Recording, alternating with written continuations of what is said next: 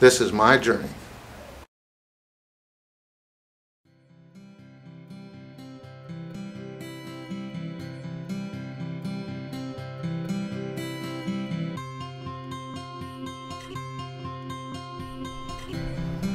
Okay, so let's get back to the beginning and start this journey from a different angle.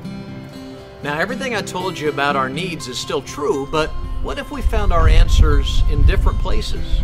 Particularly this need for significance. How might that turn out differently? You know, in a perfect world, what is it that makes children feel most special?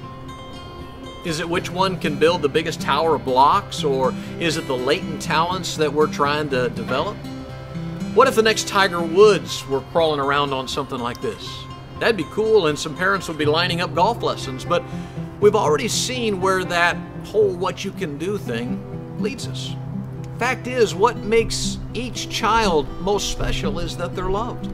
They are significant because they belong to someone. Someone's little guy or someone's little princess. Nobody thinks the children matter as much as those who love them their whole lives. Again, I said in a perfect world because there can also be a few sad stories among the children you know. But value is supposed to be attached to belonging. Let me explain it from another angle. Suppose you were rummaging through your basement and you happened upon a dust-covered painting nestled in a hiding place under the staircase. And when you pulled it out into the light of the larger room, how would you determine that painting's value? Maybe you're an art lover and you really get into deciding what a painting says to you. So would it be valuable because of how that painting makes you feel? Maybe, but that's really not how the rest of us would determine its value. Would you evaluate the quality of the paint?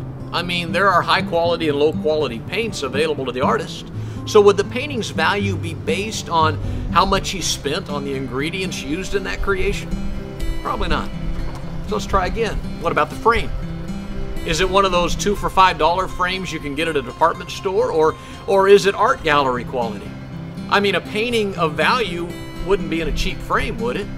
And who would put a cheap painting in an expensive frame? Surely the quality of the frame would reveal the value, right? You know as well as I do that there's got to be a better way to determine the value than that. The first and best way to determine the painting's value can probably be found in the lower right-hand corner of the artwork.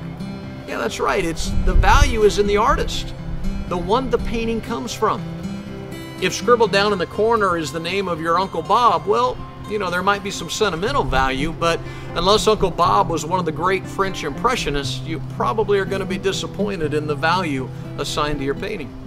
But if in that same corner reveals a name like Renoir or Michelangelo, well, then you're really having a good day.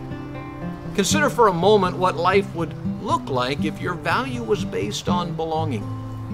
If who you belong to established significance rather than what you could do. What if loving and being loved were the greater measures of significance? How would that affect your life? Would you be more inclined to prioritize your family?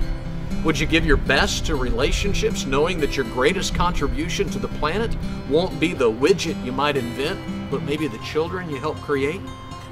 What if your life was measured by those you love and those who love you and the quality of life you give to others? Now that levels the playing field a little bit, doesn't it? I mean, after all, a lot of those high achiever types end up losing their relationships and they seem miserable too.